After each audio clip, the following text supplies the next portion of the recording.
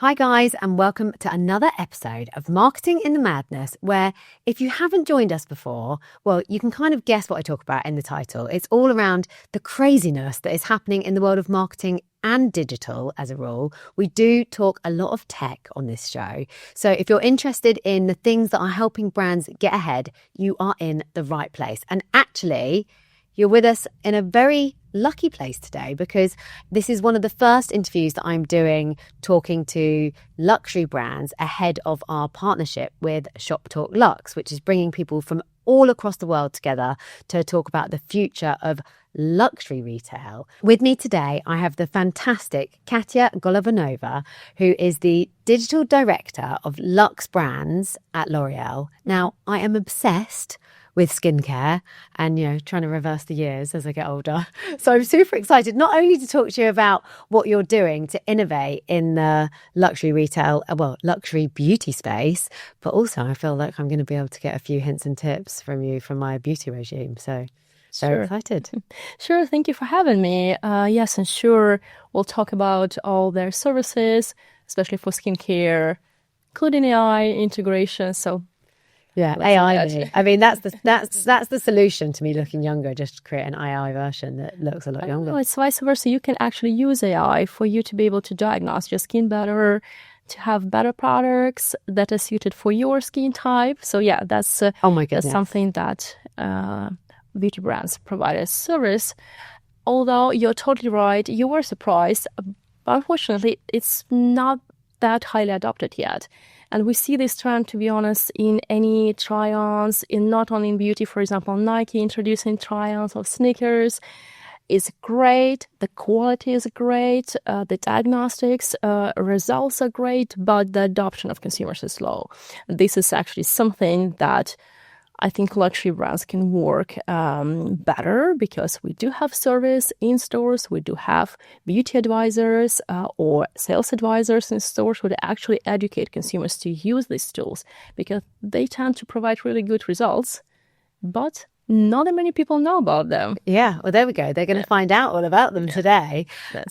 Before we delve into that, and we are going to talk a little bit about your career history and everything that you've been doing, can you, for those that don't know, just talk about some of the luxury brands that you look after at L'Oreal? Yeah, sure. So I've been managing digital ecosystem for beauty brands, so L'Oreal, and not only L'Oreal. So I have been on the basically Luxe journey, although I have also mass market experience that I love, but majority of my time I spend in luxury. So I've been working with brands like Dior, also MAC, and then L'Oreal portfolio. That is actually quite big, more than 16 brands. So the biggest one are Lancôme, Armani, YSL, Kiehl, Urban Decay. So it's a big portfolio and also different business models. We do have our own boutiques, online and offline. So omni-channel players and other players like Boots, department stores, and exciting new channels like TikTok Shop, for example. Amazing. Okay, I don't know if I'm allowed to ask this because it's a cheeky question. Do you have a favorite brand to work on? Oh, to be honest, through the years, I've built my own like a cosmetic bag that I use, and I combine brands. I combine brands from different segments. As to be honest, regular consumer does exactly the same. And I have a couple of brands I will share with you after that I follow throughout the years, and a couple of brands that I like to just try because we acquire new brands. That is usually exciting to try, and just like beauty markets is amazing in terms of choice these days. Well, you've got to do market research, I think, haven't you? I mean, that's the thing. Working for a business and a brand when you're really passionate, I think all of us as, especially women, like we love, me and my daughter are obsessed. We've already bought this year. We've got one each. I don't know if I'm allowed to say this, but I'm going to say anyway. I've got my daughter the Space NK advent calendar, and I've got the Liberty one. And investing in it just makes you feel good, doesn't it? Investing in how you look, how you feel, I think really, really, for me, incredibly important. But also for you to be able to service that to your customers. So talk to me about being a digital director of these kind of luxury brands, I think traditionally we often think about, certainly in this kind of more luxury space, it's an in-store advisory. It's not something that traditionally we've always thought of doing in the digital space, because you want to get advice, like you say, with now we've got AI that will help us with this, but we want to get advice, and actually going in store and that in-person experience often, I think, for beauty and skincare has been paramount, but that's changing. Can you tell me the kind of stuff and the things that you're working on, I guess, at the moment? That's absolutely true. I will start with the more classical definition of luxury. And through years, there have been personalisation, high-end quality services, and exclusivity, and also innovation. So you have seen like designers being on the front end of innovation in terms of design, in terms of fashion. But at the same time, when we talk about tech, luxury brands have not been the fastest one in terms of adopting e-commerce, for example. Exactly back to the point that it actually makes your brand more accessible, and it's not the code and the DNA of luxury products. And if we look now, for example, AI is already there on the market in terms of consumer adoption. It's coming in terms of brands adoption as well. And I think actually with AI, it's like a second chance for luxury brands to drive the market and use AI not to dilute the brands, but actually reinforce the values of luxury DNA. For example, if we mention customization, personalisation, AI is the perfect tool for that. We see some brands offering this service, like Wedgwood offered like to customize the collection. We see outside of beauty is spreading massively. I will put non-beauty and non-luxury example, but still it's super relevant. So Burger King actually, when launching the new burgers, suggested the users to play around with AI and have a customized ingredients inside. It's actually fun. The quality is great. So that's why it was shareable in social media. And you reach the goal. People are aware of the new product and they also spread it in their social network. So I think this shows how AI can actually reinforce this tailor-made approach that luxury brands have in their DNA. And diagnostics we talk about in the beginning. So this is also the cause of luxury with services. AI can enhance the service, working together with sales advisor, and I'm as well adapting and advocating for the approach of AI and human working collaboratively that can bring you better performance, efficiency, and all of the things behind, but also can bring you emotions that as usually people debate, AI cannot yet replicate. So putting together AI and shop advisor, you can bring this innovation, you can bring this customization, and also, not lose your quality, not lose your personal touch. So I think it's actually a fascinating era for the luxury brands to integrate AI in terms of consumer-facing products, but also for sure, as for any business, we can talk about AI optimization of any processes behind operations, sourcing the materials. Luxury brands use quality materials, sourcing from all over the world, how to make it in a more optimal way, how to make it in a more sustainable way. For all of that, we can also use AI as businesses. So I think, that's a new curve of adoption of something new that is coming with tech. My desire is for luxury brands to actually be the one who will drive it. Yeah, I think luxury brands almost have had it harder because the expectations are so high, especially when it comes to experience and personalization. Have you got any examples with the brands that you look after now where you're really kind of stepping into that? Because obviously, you are at the forefront. We all love L'Oreal. Your brands are huge. You're a household name. In terms of the kind of things, if you're allowed to share, any of the things that you've been doing that you've been seeing real successes with? So speaking about specifically beauty category and the products and the luxury services, maybe I will expand a bit more on the diagnostics and basically finding your product service that AI can help you to provide. So for example, in Lancôme, we do have a shade finder that can help you to tailor-make your foundation, personalized specifically for your skin type, for your tone. And I think that's actually amazing in terms of the quality of the product that you can get, and also, again, the level of personalization in a physical product you can achieve. This is one of the examples. Yeah, nice. I love that. It's a big shift change, I think, over the past few years, where we used to be so nervous to buy something like foundation online. And it's a real testament to technology how I'm so much braver now at picking my shade, because I know actually the tools are pretty good, and the way that it's managed, like unknown brand, not going to say who they are, but I did order some makeup. The shade was slightly off and the service was amazing. I emailed back, said, look, actually it's not quite right.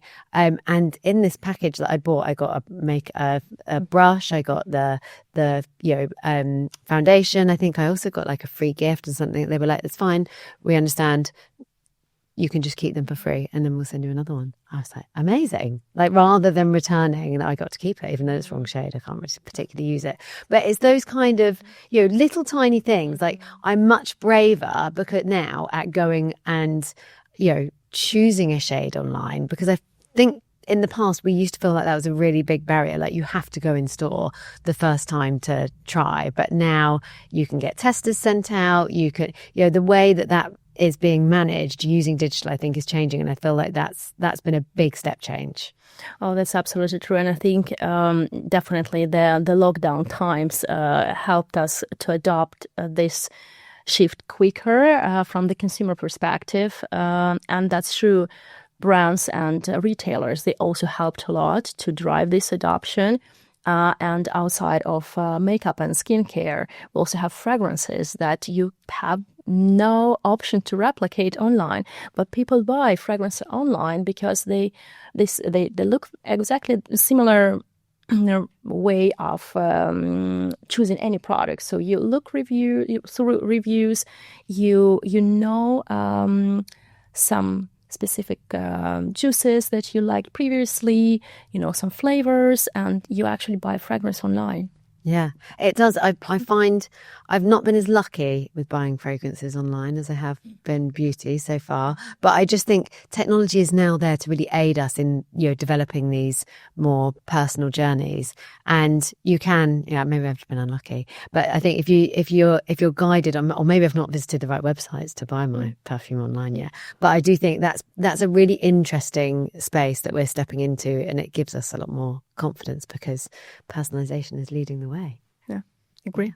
In terms of community, now, again, luxury has, it's got this kind of exquisite feel. We want it to feel really special when we're, purchasing. How do you manage, especially, when you're, consumer facing, how do you manage to make it feel unique and personal yet exclusive at the same time? Because it's bringing people together and making it feel inclusive at the same time as being exclusive can be quite a tough thing. So I'd love to understand how you're doing that at L'Oréal.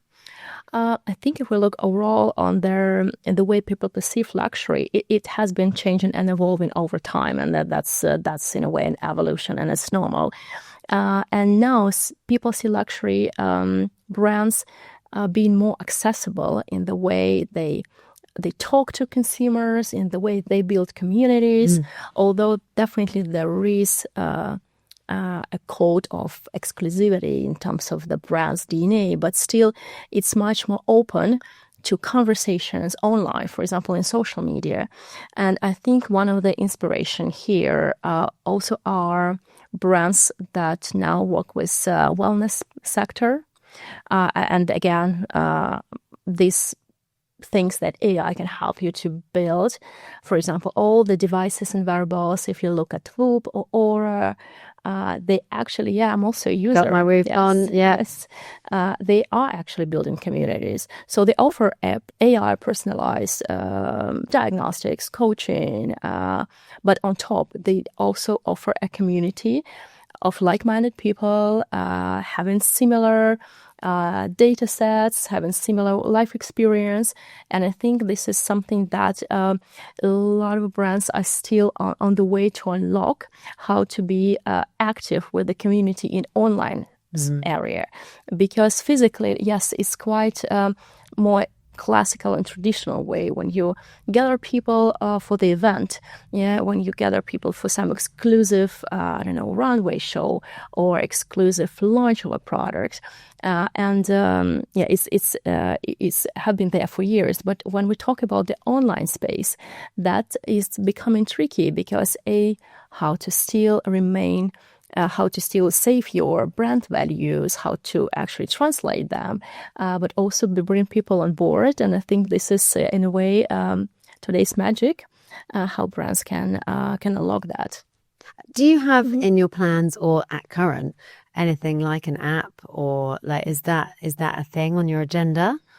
We don't know the future yet. No, true. So I'm always asking the cheeky questions, but it's hard, isn't it, for a big brand? Yeah, that's true. Like, and then there are some brands, I've spoken about this brand already, so I'm going to continue. Like Space NK, that I just find it wild that they don't have an app yet. That's a really obvious play, but I think when you're a luxury brand, like, or is there a need for an app? I guess if someone is regularly buying, the same foundation or the same makeup or the same fragrance, there's definitely, opportunity for things like subscriptions and other stuff. But is there anything that's happening in that space or that you're thinking about or that you're allowed to tell me about? Yeah.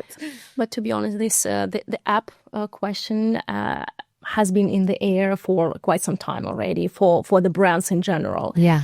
Because obviously with e-commerce and with retailers, it's much more easier for consumers to find added value. It's quicker, it's more convenient to use. Navigation usually is better. So the experience is more elevated and there's a reason to actually upload it. From the brand's perspective, that's is a tricky point how you make consumer come back to your app. I think this is the biggest question. To be honest, I would love to see a success case from the brand perspective, not offering like additional service, for example, like Nike with running apps, but actually like working directly with the product. Haven't seen yet great success cases, but I think there's still a room to explore. Yeah, I guess it depends on your brand, doesn't it? Like the Zara app is valuable for me because I shop a lot on Zara. It depends what's in your product library. It depends the need. It depends on everything's got to be centered around the customer experience and what the consumer wants and needs. So there's no point in having an app for an app's sake. But in some cases, there is real value. And I do know from, speaking, and I've had Boohoo on before, and actually the lady who used to look after like Dorothy Perkins and some of the, specific, not the Boohoo brand itself, but some of the other brands that sit under the umbrella. And I think when they launched their apps, their sales went like skyrocketed because it's just that, you can have reminders. It's all built an app. Everything saves in your basket that you haven't bought yet. So there's definitely, there have been some interesting, I think, use cases in the world of retail around apps, but there's got to be it's not for everyone and it's not for every brand. Yeah, totally agree. Yeah. As a consumer as well. So exactly. I don't need some apps. No, don't need a Chanel app. Yes. Or maybe I do. Maybe I just don't have enough money yet. Maybe one day.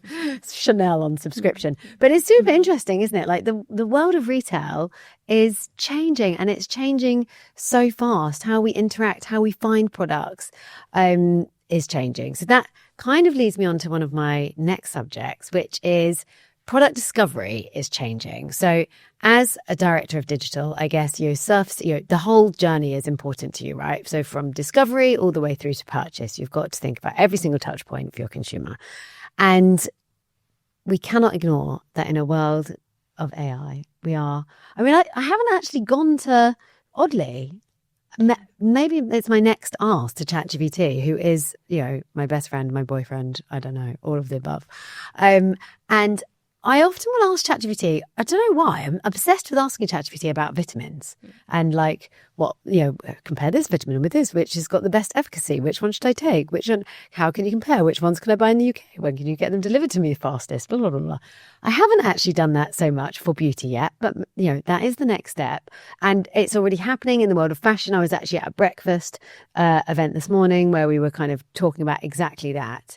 So it must be on your agenda that we know LLMs are surfacing content and people are starting to search differently. They're using their agentic AI or their LLMs to find the products and the things that they need to purchase. What's that meaning for you guys in terms of how your products are discovered, how you list them, your digital marketing? I know that's not necessarily your entire focus and role, but it'd be interesting to understand, where you're focused. Yeah, sure. I think, to be honest, it's been a journey for search. So we started with the classical search engine with Google. Then we explored that, users are actually searching for products on retailers' website. And then we explored as well that, especially younger generation, they go directly to social media to search something. And now we have LLMs.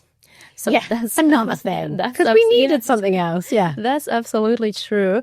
And although, yes, it's not that massively used as Google search engine, for example, but it is getting quickly there in terms of the adoption rate of ChatGPT. I think it's already number 7 or 6 world platform in terms of traffic. So it is changing and rapidly. We know that. Also, we know from as you mentioned, from your own behavior and from consumer behavior in general, that you tend to ask ChatGPT questions. The way you search information is different. And actually, the way you ask is different. So in classical search, you used to have like 2 to 3 words. Now you have 20 to 23 words when you search something. So it's highly contextual. So you give a lot of context when you search. Like you mentioned, for example, give me reviews from this concrete platform, maybe for 2025 only. So you actually specify your search a lot, and that makes it more harder for brands to enter because it's a personalized search in a way. And we add on top the adoption and also agentic AI that's going to come and already there that will be able soon, I guess, also buy. Now it's only browse, but it can also, I could imagine, be trained to buy some things. And can you imagine then the situation for a brand if you are not there in the search results for ChatGPT? The agentic AI will not buy you. So you have like a really business critical problem apparently with the new search platform that did not exist like 3 years. Yeah. A bit more, but still did not exist before. So I think, that's absolutely true. And it's now the obvious how to crack the system in terms of how you can, what resources you need to impact in order to be in LLM search results, knowing that obviously like classical logic, exactly similar as with Google works in terms of, do you have the right information on your website? Do you have enough resources that are linking back to your website? Are you present at some platforms like Reddit because it's the source of search for people in general and also for search engines?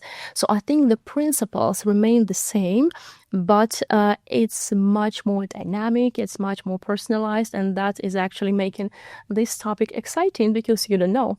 No, I know, we really don't know. Yeah. It's interesting you mentioning Reddit because some of the research that I've seen, I would love to say that I've done, but just reading other people's research is exactly that. The LLMs are prioritizing not necessarily in the traditional way that Google would have done from your own website. So the way SEO works is kind of changing. So actually it's more important to be on Reddit. It's more important to be on YouTube. It's more important to be on the social platforms because that's where the LLMs are going, or that's what's surfacing the LLMs with the information that they need. A bit like, I think, Bing owns OpenAI, or otherwise the same company, basically. So, actually how you show up in those places outside of your website. And I have read an article very recently, literally, I think it might have been on Monday, that again, Google reviews are becoming more and more important. So where you show up and where you put your attention and ask for reviews and to make sure that you're going to show up in the right place. It's changing all the time. And what I've just said now will probably be out of date, and by the time this podcast's out, probably, because it's just changing at such a dynamic speed. With that in mind, how on earth do you keep up? Like, you are like looking after all these amazing brands. Where do you do your research? How do you try and stay ahead? What do you do? Because the world of digital and technology, I think, is possibly the most exciting, but the fastest moving space at the moment. Yeah, but to be honest, this is what I enjoy. Yeah, good. And I think this is the most exciting part of the today's ecosystem. Regardless of the job, marketing is not only digital market and classical market, it also is going through transformation. So I think any sphere basically is there. But for me, this learning curve is exciting. To do something that you don't know yet, to adapt the business processes to something that is emerging. For example, as I mentioned, TikTok Shop, it's a new business model. Do you have the right team behind, skill set? Are you organized to actually sell through influencers? So I think it's actually exciting.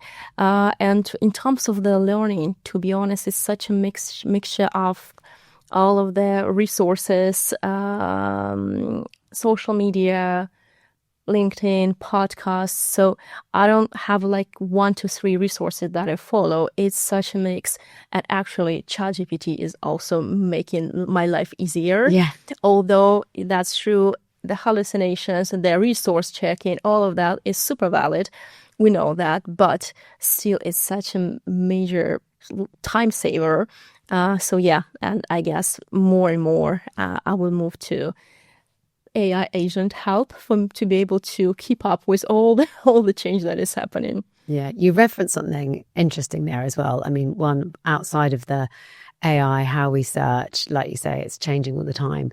But social selling, I mean, that's been a huge change over the last, I want to say 5 to 10 years probably, especially with, Gen Z now being, such a huge percentage of the, consumer buyers that are probably purchasing most of your products nowadays.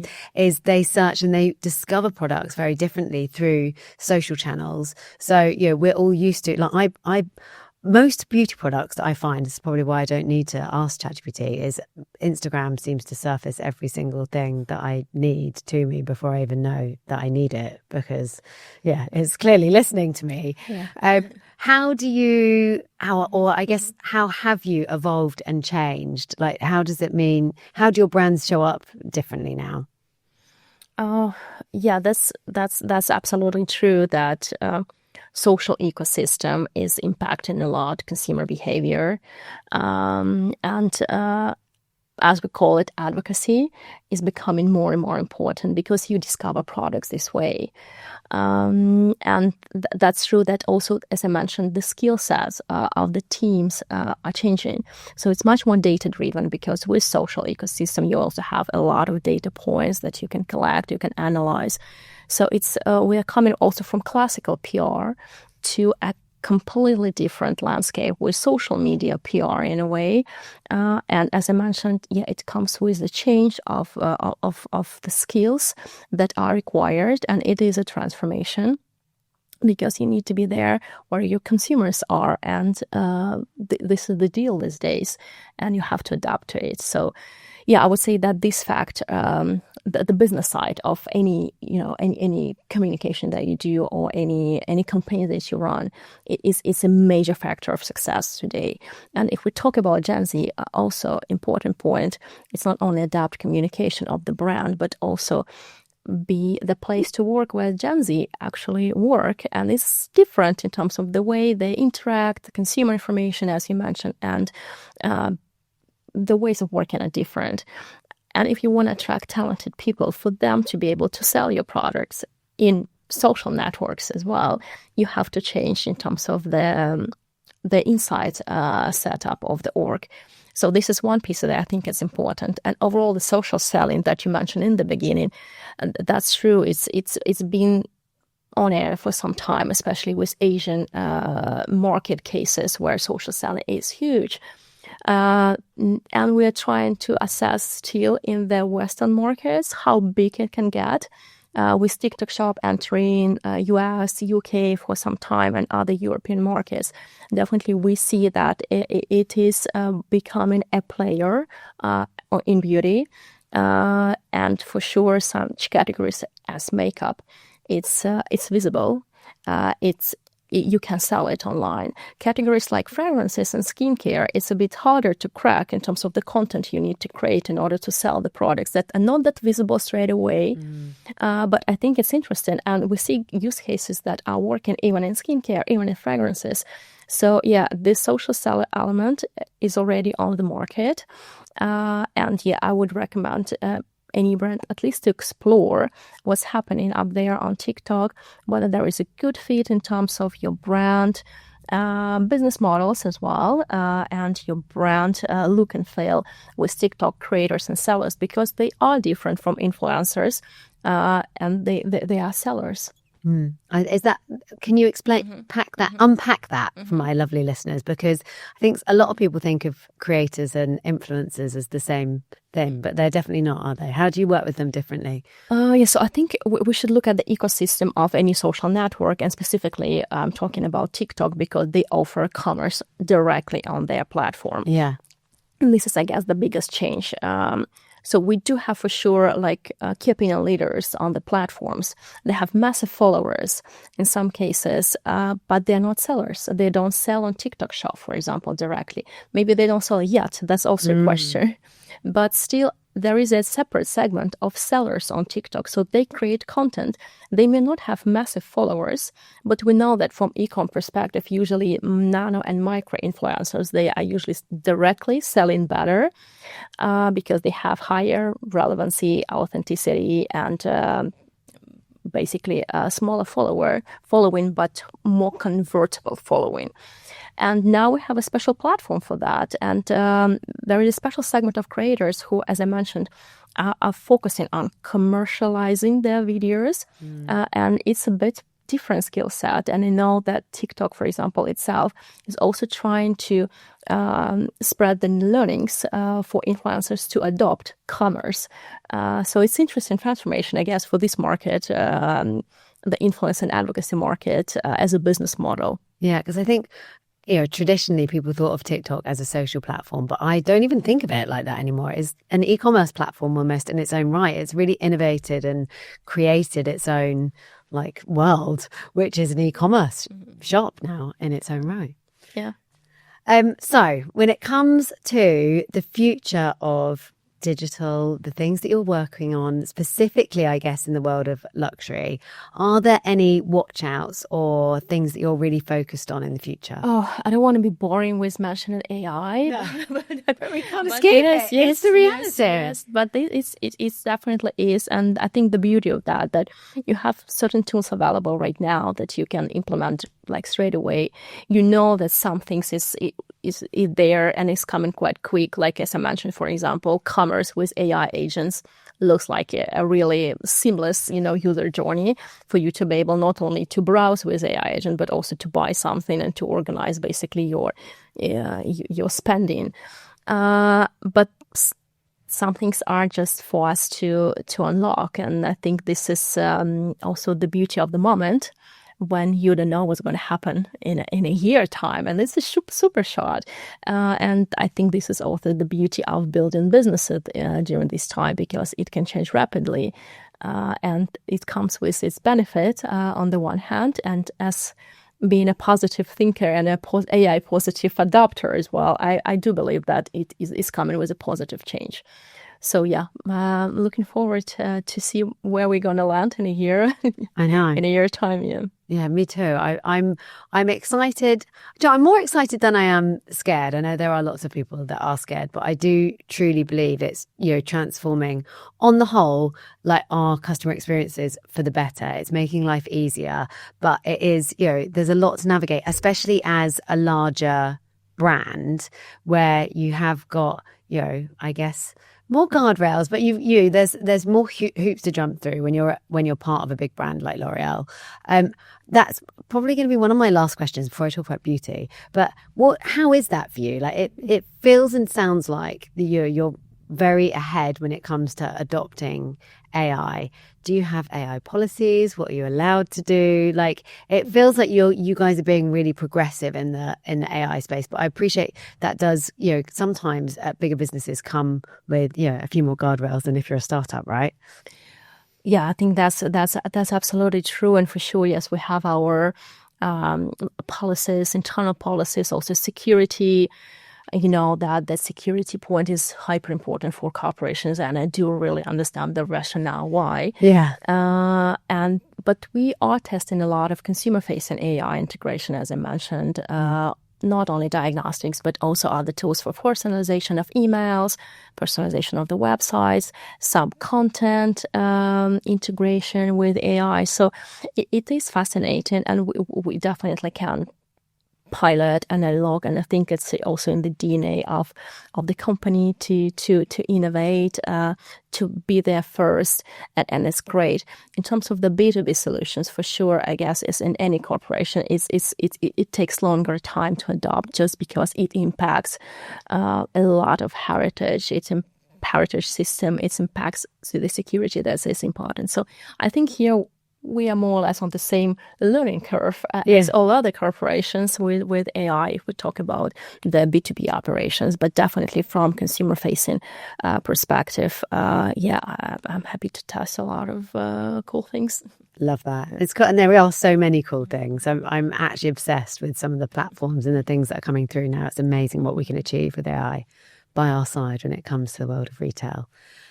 So my very last question, probably the most important, is products. Your favorite out of the L'Oreal products, which would be your best product recommendation for me in my beauty routine? Oh, that's my favorite. I will tell mine. Your favorite. Yes, and I'll steal what you like. That's fine. Yeah, and I'm, to be honest, I will focus on skincare. Your skin looks amazing, by the way. Yeah. I meant to say that to you when you walked in earlier. Thank you, but to be honest, I basically use 3 brands from the portfolio that stayed with me through the years. I've been 11 years with the group, so it's been some time. So it's definitely Kiehl's. It's also CeraVe and SkinCeuticals. Nice. So this is my skincare must-haves, and then, as I mentioned, I like testing the new products, that also new brands, because we keep expanding. This will be my top 3, and then it just depends on the time of the year, also your preferences. So happy to maybe direct you also to one of our AI diagnostics that can help you to understand better what concretely now you need to use in terms of the product lines. Amazing. Can you mention that? Because what I can do is get all my lovely listeners, you can go and diagnose your skin, and we'll make sure we add it to the show notes as well. Yeah. Is there one that they can Google and find, maybe? I think it's branded, so I will share basically, for example, Kiehl's skincare diagnostics. We'll pop the link in the show notes, guys. That's how you're going to find it. Amazing. Thank you so much for joining me. That was just a really fun conversation. I feel like I've learned a lot, and thanks. Yeah, thank you for the questions and for the invite. I enjoyed it. Yeah, good. Amazing. Thank you.